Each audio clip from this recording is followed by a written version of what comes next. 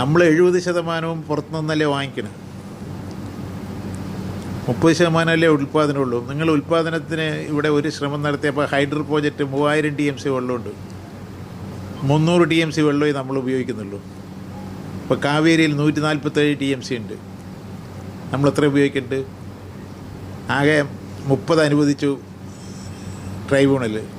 ആ 30 അനുവദിക്കാൻ അവിടെ ഒരു ഡാം കെട്ടാൻ പുറപ്പെട്ടാൽ അവിടെ ഒരാൾ ബാഗും തൂക്കി അവിടെ കാക്കയ്ക്ക് പറക്കാൻ വിഷമമുണ്ട് എന്ന് പറഞ്ഞാൽ നിങ്ങൾ അതിൻ്റെ പിന്നാലെ നിൽക്കും, അത് വലിയ വാർത്തയാക്കി വരും, ആ പ്രോജക്റ്റ് നിൽക്കും. കുരിയാർകുറ്റി എല്ലാ പണിയും കഴിഞ്ഞ് ജനറേറ്റർ വരെ കൊണ്ടുവച്ച ശേഷം മൃഗങ്ങൾക്ക് കിഴക്കും പടിഞ്ഞാറും പോകാൻ തടസ്സം വരുന്നു പറഞ്ഞ ആ പ്രോജക്റ്റിനെ 2 പരിസ്ഥിതിവാദികൾ പറഞ്ഞു നിങ്ങളതിനെ വലിയ രീതിയിൽ ചർച്ചയാക്കി ആ പ്രോജക്റ്റ് നിർത്തേണ്ടി വന്നു. അതിരപ്പള്ളി നിർത്തി, പൂയംകുറ്റി നിർത്തി. ഇപ്പം മറ്റ് സ്റ്റേറ്റുകൾ അത് ഇടുക്കിയിൽ 35 പൈസയേ വരുള്ളൂ ഒരു യൂണിറ്റിന്. ഇപ്പോൾ പുറത്തുനിന്ന് മേടിക്കുന്നത് 15 റുപ്യ വരെ കൊടുത്ത് മേടിക്കുകയാണ്. അപ്പോൾ ഹൈഡ്രോ പ്രോജക്റ്റ് വരാൻ നമ്മൾ തന്നെ സമ്മതിക്കില്ല. ഇപ്പം മുല്ലപ്പെരിയാറിൽ 40 TMC വെള്ളം കൊണ്ടുപോയി അവർ ഉപയോഗിക്കുന്നുണ്ട്. ഇതൊക്കെ നമുക്ക് ഇഷ്ടമുണ്ടാകുമ്പോൾ ധാരാളം ഉണ്ട് പറഞ്ഞ് കൊടുത്തതാണ്. പറമ്പിക്കുളത്ത് 30 ഉണ്ട്. ഇതൊക്കെ നമ്മുടെ വെള്ളം പോകുന്നില്ലേ, അത് നമുക്ക് ഉപയോഗിക്കാൻ സമ്മതിക്കില്ലല്ലോ. അത് വേണമെന്ന് ആരും ആവശ്യപ്പെടുന്നില്ലല്ലോ. ഒരു ജനങ്ങളുടെ ഭാഗത്ത് നിന്ന് ഒരു പരിസ്ഥിതിക്കാരൻ ഒരാൾ വന്ന് ഒരു ബാഗം തൂക്കി വന്നിട്ട് അത് അവിടെ മൃഗങ്ങൾക്ക് വിഷമമാണെന്ന് പറഞ്ഞാൽ നിങ്ങളതിൻ്റെ പിന്നാലെ നിൽക്കുമല്ലോ.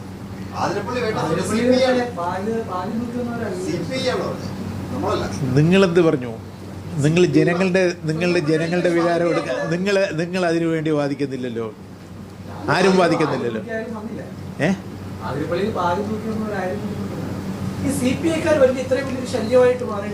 അങ്ങനെയൊന്നും മാറിയിട്ടില്ല. അവിടുത്തെ പ്രശ്നങ്ങളും കൊണ്ട് അവർ പറഞ്ഞു എന്നല്ലാതെ അതിൽ അവിടുത്തെ സാഹചര്യം കൊണ്ട് അവർ പറഞ്ഞു എന്നല്ലാണ്ട് അതൊരു പ്രത്യേകമായ വിഷമാണെന്നൊന്നും പറയില്ല. ഞാൻ പറയണത് ഈ പ്രൊഡക്ഷനിൽ വർദ്ധിപ്പിക്കാൻ വേണ്ടി നിങ്ങളുടെ ഒരു ക്യാമ്പയിൻ വരണ്ടേ? നമ്മുടെ ക്യാമ്പയിൻ വെച്ചാൽ ഇപ്പോൾ CPI സംസ്ഥാനത്ത് ഏറ്റവും പ്രധാനപ്പെട്ട പാർട്ടികളിലൊന്നാണ്. അവരുടെ 4 മന്ത്രിമാർ ബാഗും നോക്കി മന്ത്രിസഭയിൽ വരുമ്പോൾ അവരോട് തന്നെ പറഞ്ഞുകൂടി. ഇല്ല, അവരത് അവിടുത്തെ പ്രായോഗിക വിഷമം കൊണ്ട് അത് ഉപേക്ഷിച്ചല്ലോ. അതിരപ്പള്ളി ഉപേക്ഷിച്ചല്ലോ. അതിപ്പോഴല്ല ഉപേക്ഷിച്ചത്, നേരത്തെ തന്നെ അവിടുത്തെ ആദിവാസിയും ഇവർക്കൊക്കെ ഉണ്ടായിരുന്നു. വേണമെന്ന അഭിപ്രായമല്ല, നമ്മൾ ഓരോ കാരണം പറഞ്ഞ് മുടങ്ങിയതിനെക്കുറിച്ച് അതിനേക്കാളും നല്ലതല്ലേ പൂയംകുറ്റി എന്താ മുടക്കിയത്? എത്ര നല്ല പ്രോജക്റ്റാണ്. ഇടുക്കിയേക്കാളും നല്ല പ്രോജക്റ്റല്ലേ പൂയംകുറ്റി, അതിനെ മുടക്കിയില്ലേ? ഇപ്പോൾ ഇടുക്കിയുടെ 2nd സ്റ്റേജ് എടുക്കാൻ തീരുമാനിച്ചു. അപ്പം തന്നെ അവിടെ 4 ആൾ കുഴപ്പമുണ്ടാക്കാൻ തുടങ്ങിയിട്ടുണ്ട്. ഒരു പ്രോജക്റ്റും വരാൻ സമ്മതിക്കില്ലല്ലോ നമ്മളുടെ ഇവിടെ.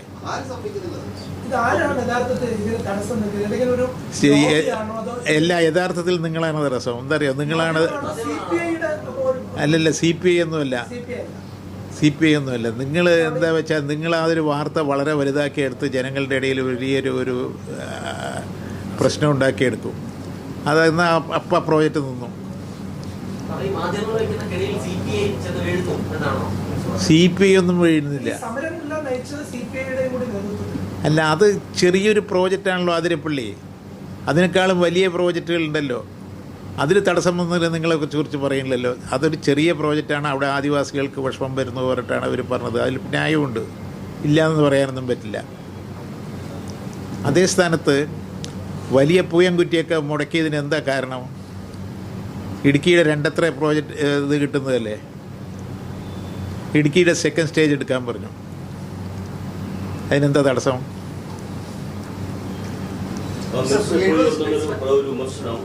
കഴിഞ്ഞ 3 വർഷം നമ്മുടെ ഡാമുകളിൽ ധാരാളം വെള്ളം ഒഴുകിയിട്ടുണ്ടായിരുന്നു. ഈ ഡാം മാനേജ്മെന്റിൽ വലിയ വീഴ്ച സംഭവിച്ചു. അത് കോഴിക്കോട് പ്രസിഡന്റ് കാരണമായി പറയുന്നുണ്ട്. ഒരു പ്രധാനപ്പെട്ട കാരണം, കഴിഞ്ഞ വർഷം സെൻട്രൽ പൂളിൽ നിന്നും 1514 ദശലക്ഷം യൂണിറ്റ് വൈദ്യുതി കിട്ടിയിട്ട് നമ്മളത് ഉപയോഗിക്കേണ്ടി വന്നില്ല, നമ്മൾ തിരിച്ചു കൊടുത്തു. അപ്പോൾ ഇത്രത്തോളം വെള്ളം ഉണ്ടായിട്ട് പോലും പക്ഷേ സംഭരിച്ച് വയ്ക്കാതെ ഒരു ഭാഗം കാണാതെ അത് മുഴുവൻ ഉപയോഗിച്ച് തീർത്തിട്ട് ആദ്യത്തെ ഡാം മാനേജ്മെന്റ് വലിയ വീഴ്ച സംഭവിച്ചിട്ടുണ്ട്. ബാങ്കിങ് ആണ് കൊടുത്തത്, ഇങ്ങോട്ട് തിരിച്ചു കിട്ടിയിട്ടുണ്ട്. നമ്മൾ എക്സസ് കൊടുത്തത് തിരിച്ചു കണ്ട് കിട്ടിയിട്ടുണ്ട്. ആ പ്രശ്നമില്ല. പിന്നെ നിങ്ങൾ പറഞ്ഞത് അന്വേഷിക്കാൻ പറയാം. നമ്മുടെ ഈ കൊച്ചി നെടുമൺ പവർ ഹൈവേ യാഥാർത്ഥ്യമാക്കി പ്രസരണ നഷ്ടം കുറച്ചു, വലിയ തരത്തിലുള്ള വലിയ വിമർശനമൊന്നുമില്ലാതെ പോവുകയായിരുന്നു. പക്ഷേ അവസാന കാലത്ത് ഇങ്ങനെ ഒരു റെഗുലേറ്ററി കമ്മീഷൻ കാണിച്ച വീഴ്ച കാരണം, സൂക്ഷ്മതക്കുറവ് കാരണം, അവരുടെ സഹകരണം ഇല്ലാത്തതുകൊണ്ട് കാരണം മുഴുവൻ പഴി അവസാനം സർക്കാർ കേൾക്കേണ്ടി വരുന്നതാണ്. പ്രതിപക്ഷം ഇരുണ്ട കാലത്തിന്റെ പ്രസംഗം നടത്തിയവർക്ക് ഇപ്പൊ മറുപടി ഉണ്ടോ എന്ന ചോദ്യം ചോദിക്കുന്നുണ്ട്. ഇതിൽ ആ ഒരു സൂക്ഷ്മതക്കുറവ് റെഗുലേറ്ററി കമ്മീഷന്റെ ഭാഗത്തുനിന്ന് ഉണ്ടായി.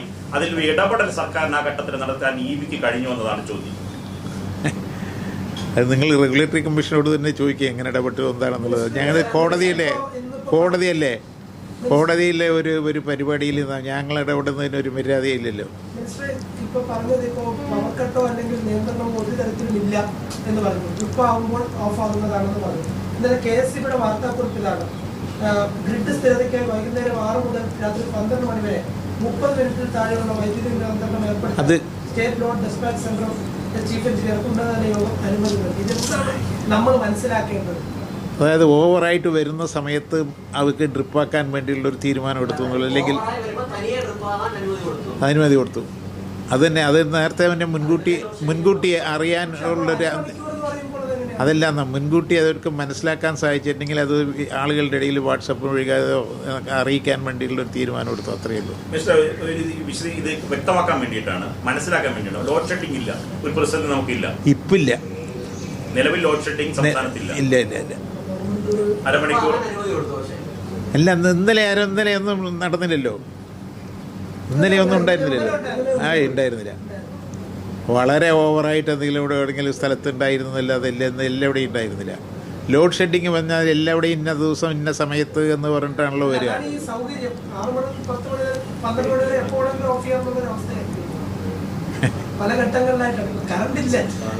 കറണ്ടില്ല എന്നല്ല, നമ്മുടെ ഉപയോഗം എത്ര വർദ്ധിച്ചു, അതെന്താ നിങ്ങൾ അതിനെക്കുറിച്ച് പറയാത്തത്? നിങ്ങൾ ഒരു പണി ഈ വൈദ്യുതി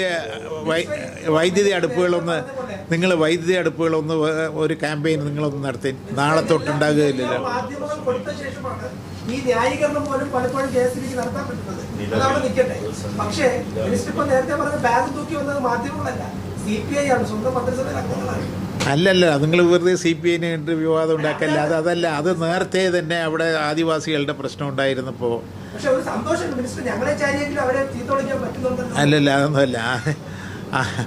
ആദിവാസികളുടെ ഒരു പ്രശ്നം ഉണ്ടായിരുന്നപ്പോൾ ആദിവാസികളെ ആരും നോക്കാറില്ലല്ലോ. ഇപ്പോൾ ഈ ഗവൺമെൻറ് വരുമ്പോൾ 117 ആദിവാസി കോളനിയിൽ ലൈറ്റ് കണ്ടിട്ടില്ല. ആ ലൈറ്റ് സ്ഥാപിച്ചതിനെ കുറിച്ചിട്ട് ഒരു വാക്ക് നല്ലത് പറഞ്ഞില്ലല്ലോ ആരും. ഇനി 10 കോളനിയിലുണ്ട് അത് കിട്ടാത്തത്. അവിടെ സോളാറും വിൻഡും കൂടി വെച്ച് കൊടുക്കാനും തീരുമാനിച്ചിട്ടുണ്ട്. 77 കൊല്ലം കഴിഞ്ഞു സ്വാതന്ത്ര്യം കിട്ടിയിട്ട്, എന്നിട്ട് അവർ ലൈറ്റേ കണ്ടിട്ടില്ല.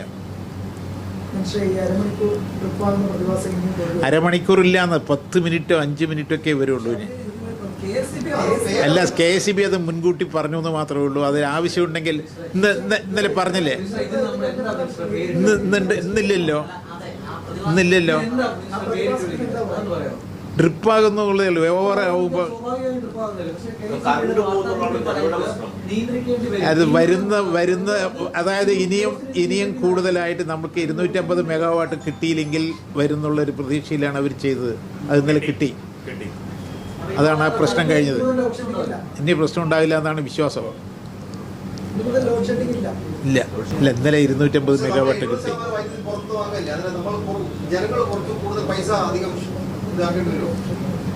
വരുമാനത്തിനനുസരിച്ചിട്ട് അതപ്പം നിങ്ങൾ ചീത്ത പറയും, കൂടുതൽ കൊടുത്ത്. ഇല്ല, അത് നോക്കട്ടെ, അത് റെഗുലേറ്ററി കമ്മീഷനല്ലേ തീരുമാനിക്കണം. വരവെത്ര ചെലവെത്ര എന്നുള്ളത് നോക്കിയിട്ടില്ലേ റെഗുലേറ്ററി കമ്മീഷൻ തീരുമാനിക്കുന്നത്.